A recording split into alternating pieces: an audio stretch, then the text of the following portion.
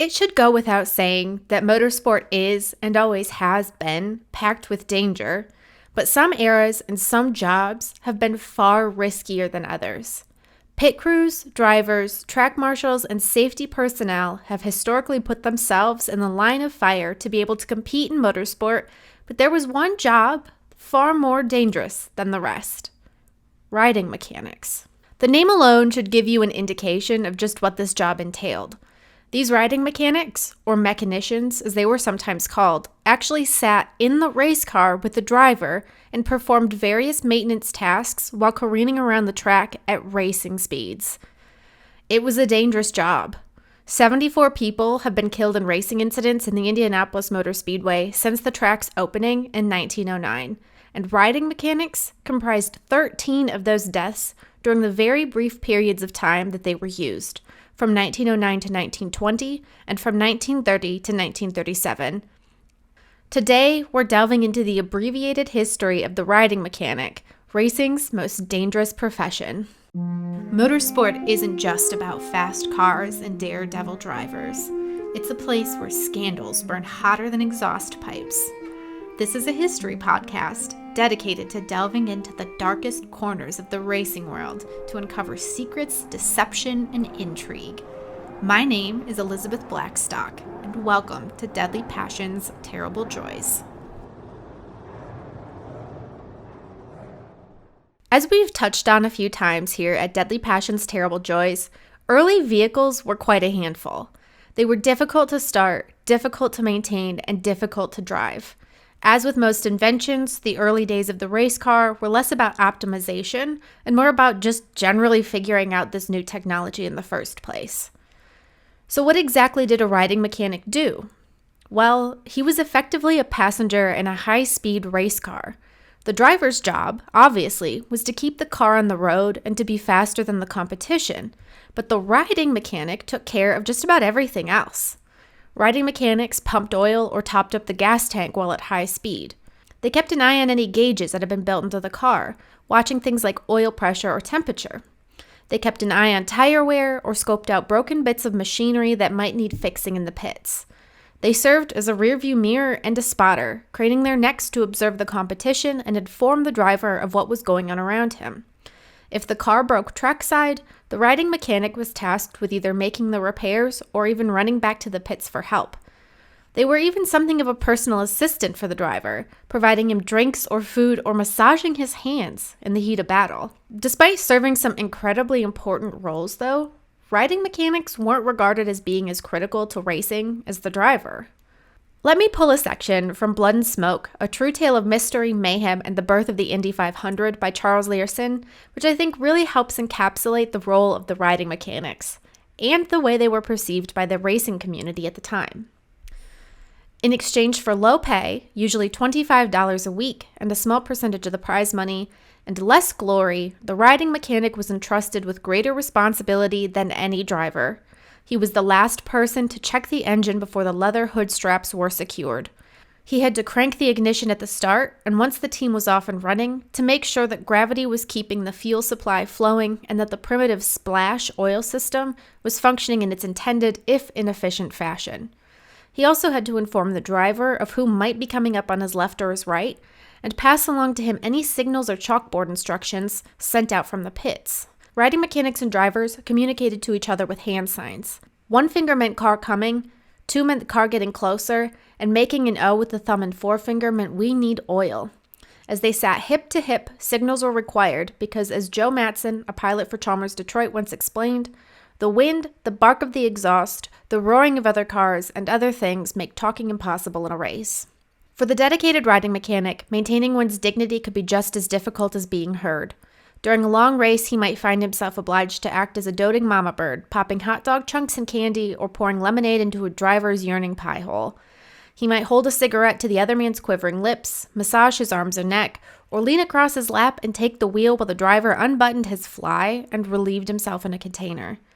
There was no telling what a driver might want a mechanic to do. When changing gears, Ralph De Palma would signal his co-pilot as he was stepping on the clutch, at which time the riding mechanic would do the actual shifting. The pressure was intense because he and De Palma both had to be in perfect sync, But De Palma calculated that by keeping both hands on the wheel through the process, he was able to save a fraction of a second each lap. Barney Oldfield liked his riding mechanic to keep an eye on his ever-present unlit cigar and replace it when it became too bitten down, lest Oldfield lose the cushion that kept his teeth from abrading and chipping as he negotiated the era's rough racing surfaces. In road races, Oldfield also wanted his riding mechanic to thump him solidly in certain spots on his back to indicate downshift for a blind curve and other specific developing situations. Louis Chevrolet liked his riding mechanic to pass him an open bottle of beer when they made pit stops. As that passage from Blend Smoke implies, riding mechanics weren't just an Indy 500 thing. These cars that were racing needed regular attention whether they were attempting 500 miles on an oval or battling for a win on a road course.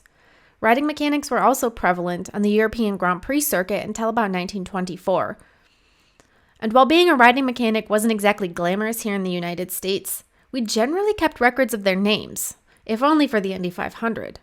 In Europe, riding mechanics remained anonymous. Part of that comes down to the sentiment that the riding mechanics weren't actually important. In the last lap, the mysterious demise of Peter Kreis at the Indianapolis 500, author William Walker dedicates an entire book to understanding the crash that killed the racer Peter Kreis, but barely ever touches on the riding mechanic who also died. Walker describes riding mechanics as shouldering only modest responsibilities, even as he later writes of riding mechanics wresting the wheel away from drivers heading to their demise. It's a fairly common refrain throughout many motorsport narratives. When riding mechanics are killed, they earn little but a passing mention. When a driver is killed, he's remembered with beautiful prose and deep investigations into his life. I've only stumbled across a few really dedicated news stories about riding mechanics, one titled The Real Speed Demon on the Auto Racetrack by David Friedman. Here, Friedman laments the fact that everyone celebrates the winner, but no one, quote, drops a word of praise for the man who rode through the 500-mile Indianapolis grind at a speed greater than that of the fastest railroad train, gripping the sides of his skimpy little bucket seat as the pilot, braced against the big steering wheel, swung the swaying creature of man's inventions around the turn. Friedman also goes on to note that many people see the mechanician as an ornament or a mascot, and they don't really realize that the riding mechanic plays a very important role in the race and is exposed to far greater danger than the driver himself. Most other news stories of the time, though, really only place value on the riding mechanics who moved up to become drivers. If you weren't serving as a riding mechanic as a way to get some experience to become a professional racer, then what were you doing? And there were also plenty of stories dedicated to quashing the riding mechanic trend. As the Fresno Bee published in February of 1923, it is a long step from the sidelines to the driver's seat in a car capable of turning the track at 125 miles an hour, a step that can't be made without riding mechanics gaining actual valuable race experience. Speed is a matter of training, the report says, and a man must have the natural aptitude for the game, and then he must be trained just as an artist is trained. That anti-mechanician sentiment was argued alongside a paragraph challenging the assertion. The only way to train a man for racing is to have him ride at the death-defying pace until he feels at home in a car traveling at 125 miles per hour, and then he can start to drive and develop from the slower speeds to the point where he can hold his own. That same author calls riding mechanics the crown princes of the speedway. Meanwhile, over in England, the Daily Mail was asking how a driver alone could be expected to take on all the tasks associated with running a race car. Analyzing the instrument board, taking care of on-track maintenance, scoring laps, paying attention to signals from the pits, and so much more. Even if the driver managed to do all these things for himself without help, the paper writes, there still remains the question of looking out for other cars overtaking, which would necessitate his looking round, a fatal proceeding. For the first few decades of mechanician-equipped motorsport, the only thing we really lacked in those news reports was any indication of how the riding mechanics themselves felt, or how the drivers felt utilizing their services. They were largely just an accepted fact of motorsport, something that you could count on, but as time passed and the racing went on, those mindsets began to change, and we would begin to hear more from the drivers and mechanics about what would go on to become a hotly contested element of the American racing world.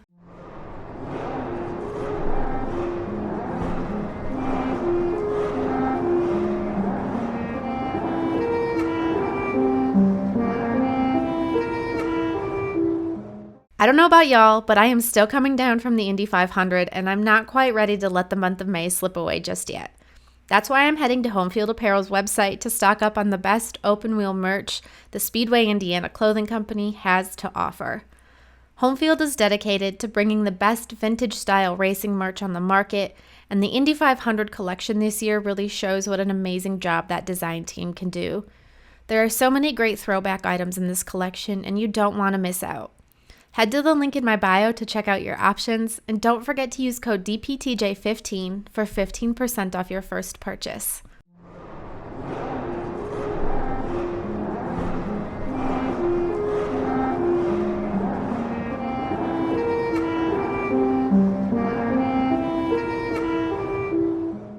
The race most closely associated with riding mechanics is, without question, the Indianapolis 500.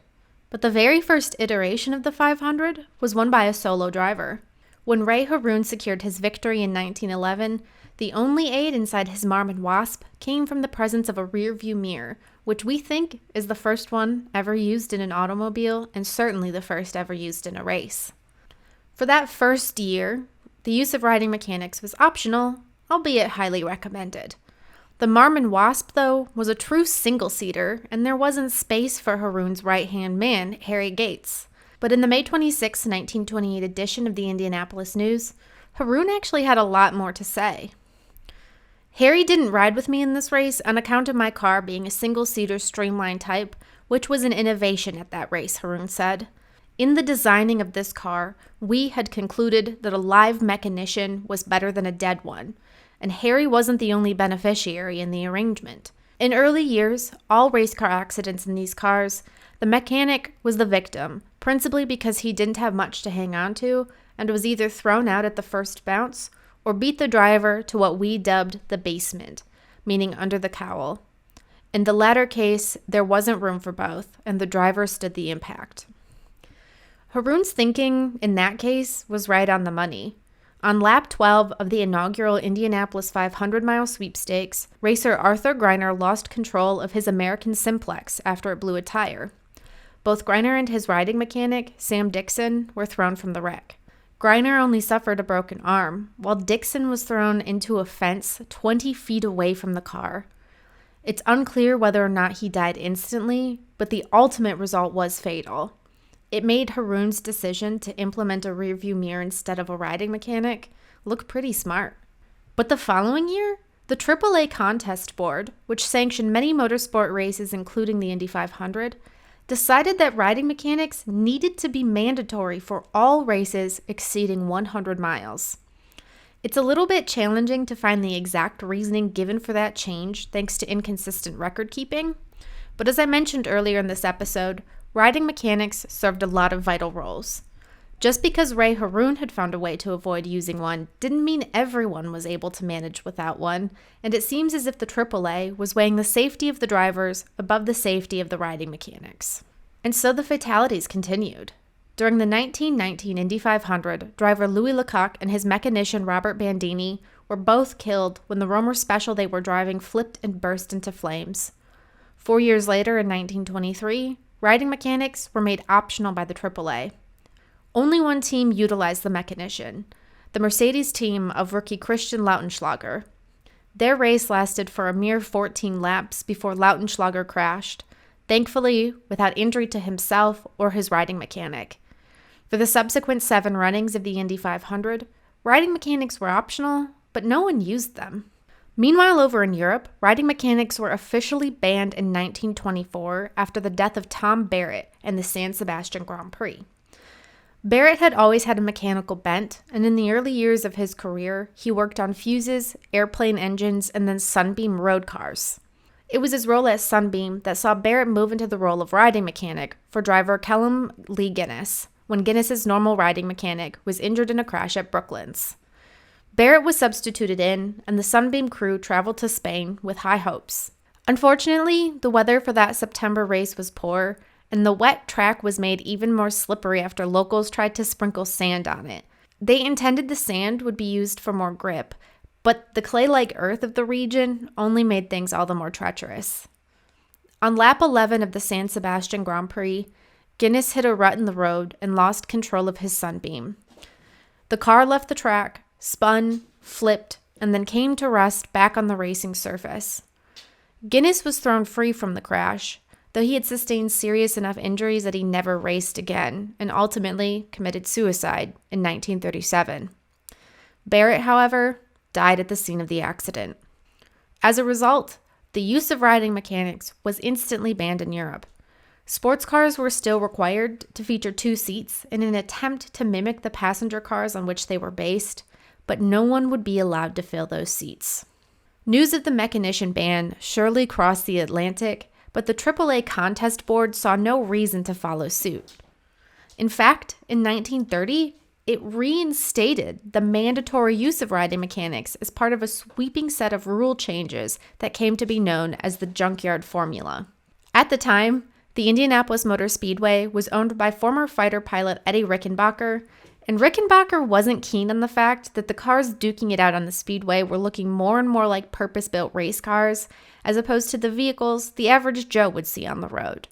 Rickenbacker felt the whole purpose of the Indy 500 was to be a proving ground for lightly modified road machines. He wanted fans in the audience to see the cars they recognized out on the track, noting that now, quote, even a Model T can win. Gone were superchargers, gone was the limitation on a 33-car starting field, engine displacement increased from 1.5 to 6 liters, and most critically for our purposes, Rickenbacker reinstated the mandatory use of riding mechanics. These changes were not popular, as the Junkyard Formula name might suggest. Though many people assume that these rules were implemented to stave off the impact of the Great Depression, many historians actually contend that that timing was just coincidental, as Rickenbacker had been dreaming up this specific rule set all the way back in 1928.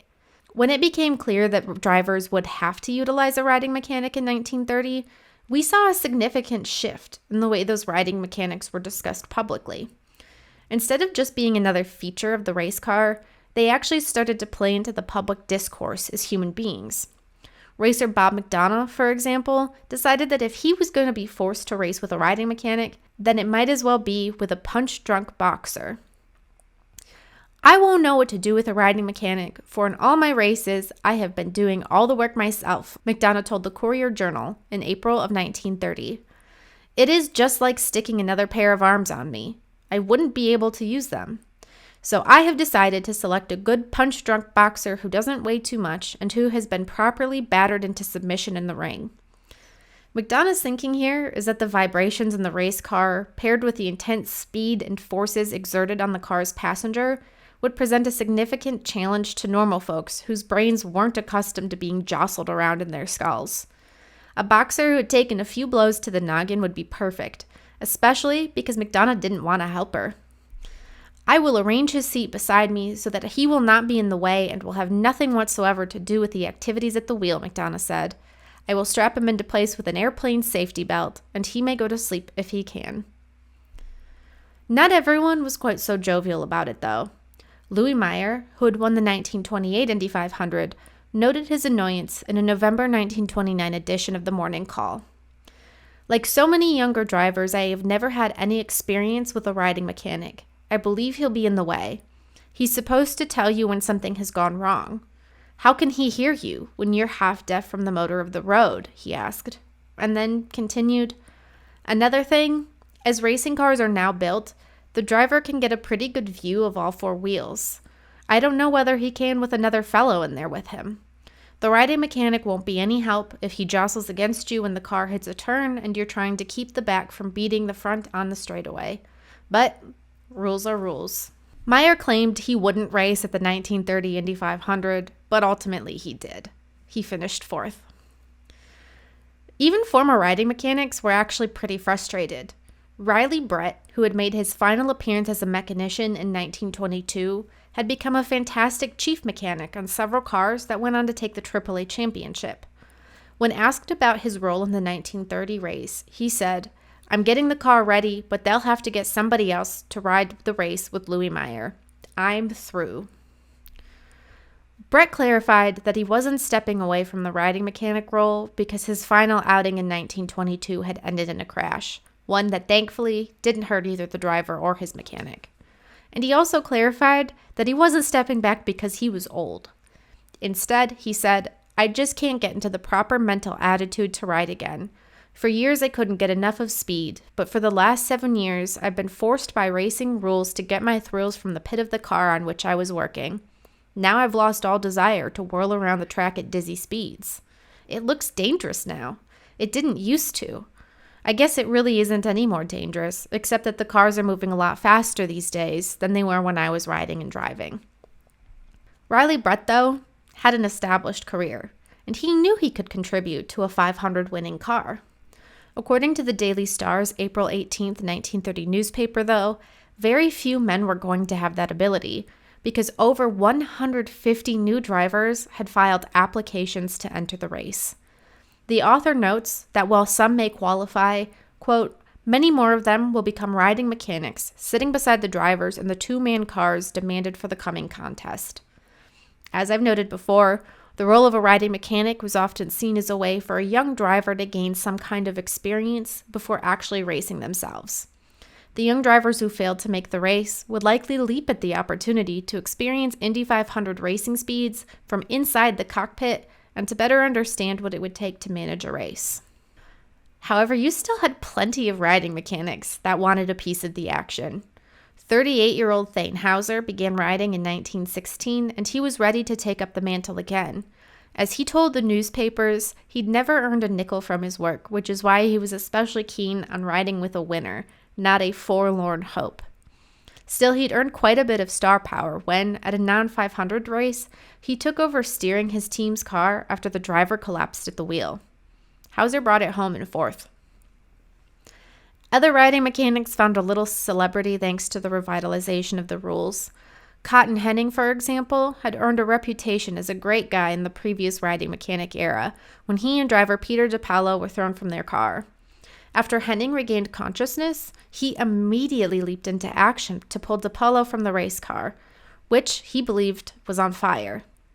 All while the cars flew by, still on the racing surface. However, the big storyline about Henning's heading into 1930 was his weight. Riding mechanics were like jockeys in the sense that lighter was better, and Henning had gained weight since his last outing.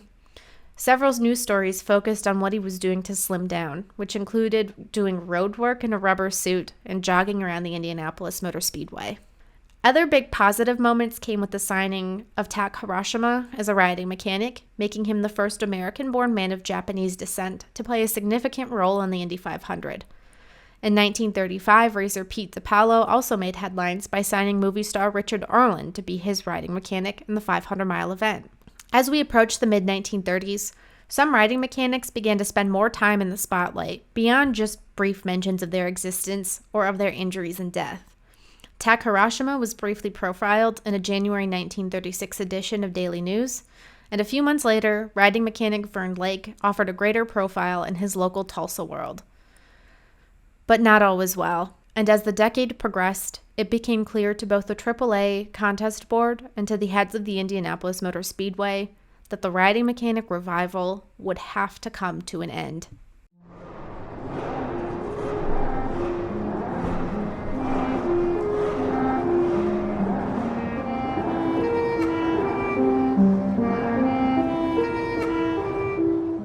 On May 30th, 1930, riding mechanic Paul Marshall was killed in a car driven by his brother Cy. The pair had lasted under 30 laps around the Indianapolis Motor Speedway before Cy Marshall crashed in turn 3. Cy was pinned in the wreckage, but he survived. His brother had been thrown from the race car. His cause of death was determined to be a fractured skull.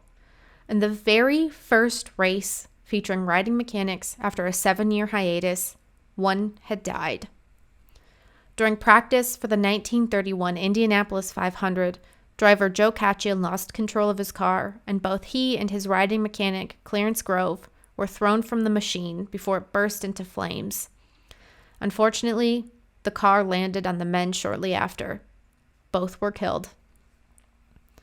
During qualifying for the 1932 Indianapolis 500, Benny Benefiel and riding mechanic Harry Cox were warming up the car, the exact same car that had killed Joe Caccia and Clarence Grove the year before.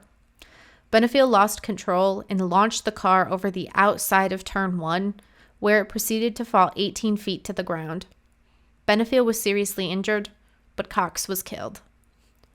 During qualifying for the 1933 Indianapolis 500, driver Bill Denver and his riding mechanic Bob Hurst were killed on a warm-up run.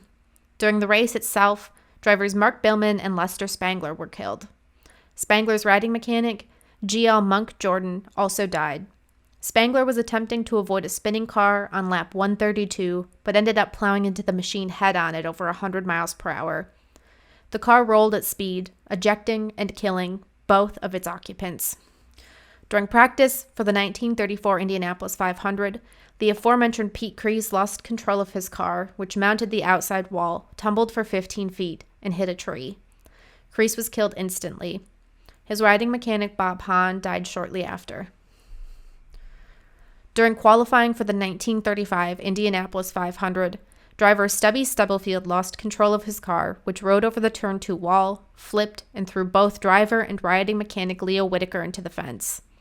Both men died en route to the hospital on the same day that driver Johnny Hannon was killed making his first practice run. On race day itself, driver Clay Weatherly was killed attempting to compete behind the wheel of the late Johnny Hannon's car. His riding mechanic, Francis Bradburn, was critically injured but survived.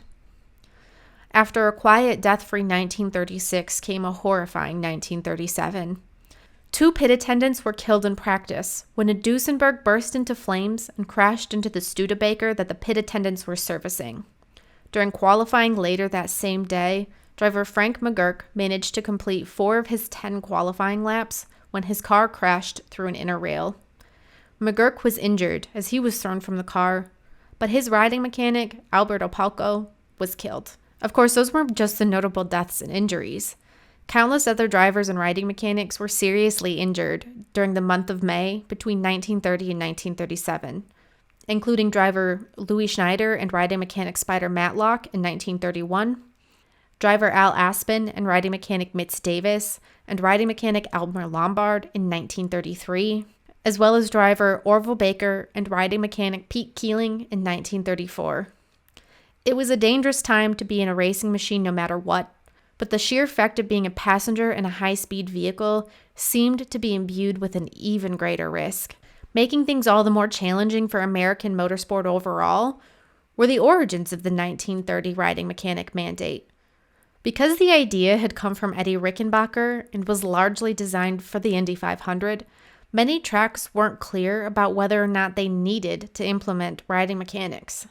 Events at Altoona in Pennsylvania occasionally used the riding mechanic format, but following the 1930 edict came a slew of newspaper articles assuring folks that things hadn't changed at, say, Langhorne or Ascot Speedway, while other tracks utilized the riding mechanic format just because they could. Still, other tracks that utilized riding mechanics faced similar fatalities as a result of the crashes. Even lower speeds at shorter tracks failed to save the lives of many men that could still be thrown from the car unnecessarily.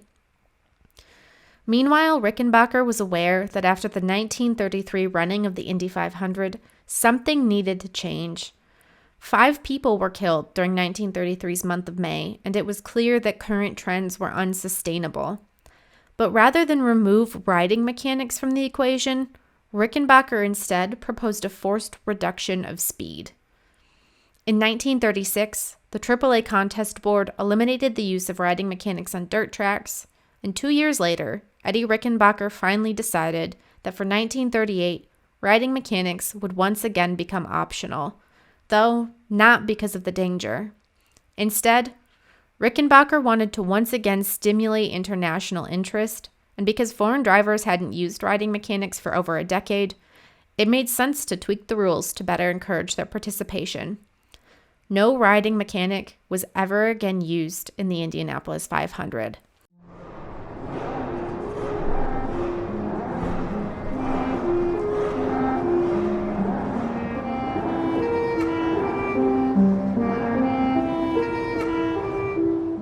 While drivers like Ray Haroon showed that early motorsport theoretically could have existed without the use of riding mechanics, it would have been nearly impossible to imagine the growth of the racing world, especially in the United States, without them. Competitively racing a car required the presence of a riding mechanic for many years, and those mechanicians were required by rule for many years after. It's a true shame that we've written the men undertaking that thankless job out of history. Let me return for a moment to The Last Lap by William Walker, the book that tells the story of Peter Kreis's mysterious Indy 500 practice crash in 1934.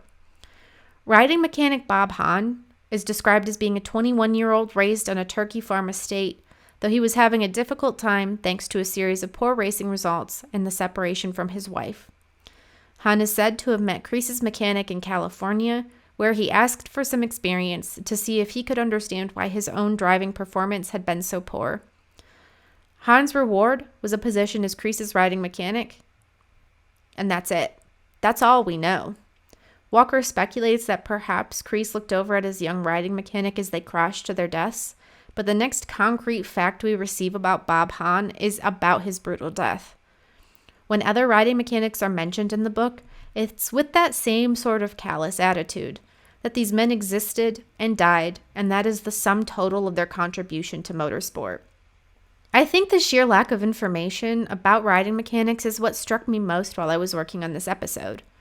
There are multiple forums still dedicated to identifying the men who served as riding mechanics in European Grand Prix because those riding mechanics weren't deemed important enough to note on an official entry list.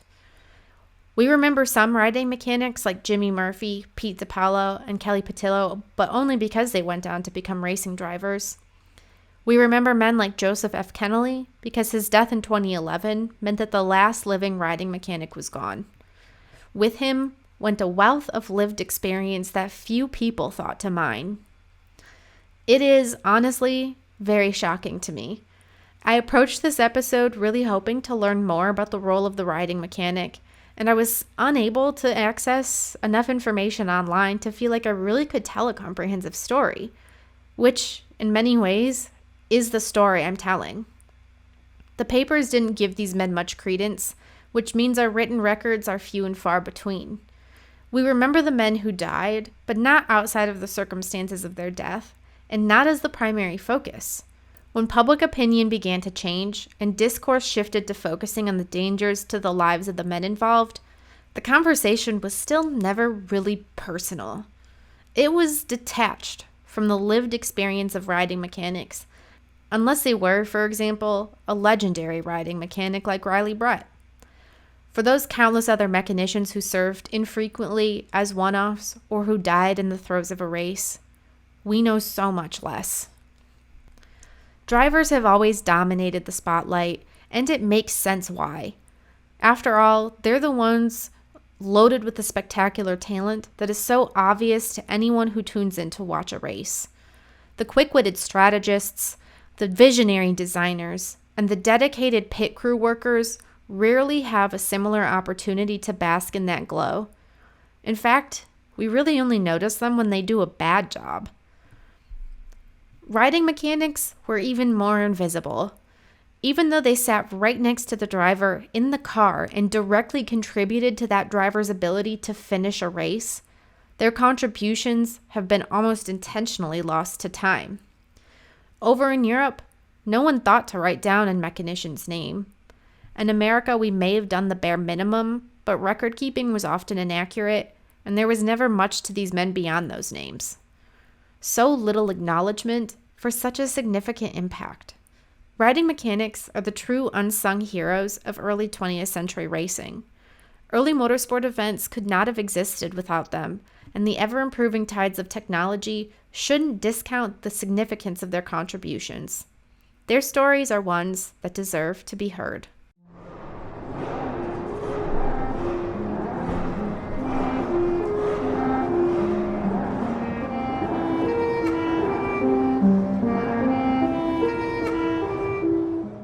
Thank you so much for listening to this episode of Deadly Passions, Terrible Joys.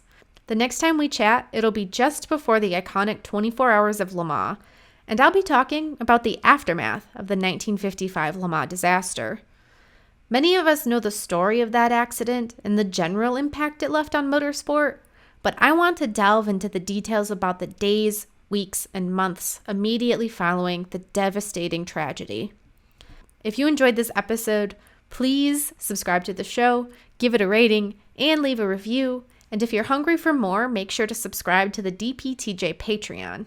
Tiered patrons get exclusive access to weekly blog posts where I delve deeper into contemporary motorsport news, as well as plenty of the good stuff from the past. Plus, if you want to send an email, I have an address for that. deadlypassionsterriblejoys@gmail.com. Thank you so much to my wonderful Patreon subscriber, Ryan Lorman. Ryan became the very first, the inaugural member of the World Champions Patreon tier, which means so much to me and I'm sure to everyone who gets a chance to listen. Ryan, thank you so much for the wonderful ongoing support and for being the first official DPTJ WDC. I also want to read out a really great comment I received from El Tadro, who writes, "If there is anyone you want to tell racing stories, it is Elizabeth Blackstock, especially if the stories involve scandal, intrigue, and mystery. I'm really looking forward to enjoying this podcast." Well, El Tadro, I hope you have been enjoying all of it. Finally, don't forget to check out Home Field Apparel. The Indy 500 might be in the rearview mirror, but it is never too early to start prepping your wardrobe for next year. Make sure to check out the link in my bio and sign up for updates or pick out your favorite outfits. And don't forget to use code DPTJ15 for 15% off your first purchase.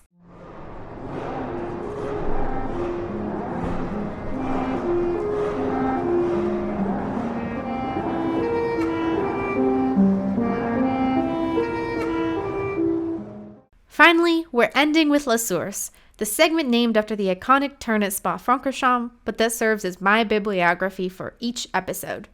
It's important to me to cite regularly and accurately, so I'm giving a shout out to the most influential sources at the end of each show. You can also find the full list of sources in the episode description. This week I've pulled some incredible quotes from two books: The Last Lap, The Mysterious Demise of Peter Kreis at the Indy 500 by William Walker, and Blood and Smoke, A True Tale of Mystery, Mayhem, and the Birth of the Indianapolis 500 by Charles Leerhsen, both of which are incredibly detailed and fascinating reads. I also referenced a ton of old newspaper sources, which are all linked in the description below if you want to read them for yourself. Thank you all again for listening to Deadly Passions, Terrible Joys, and I will see you in the next episode.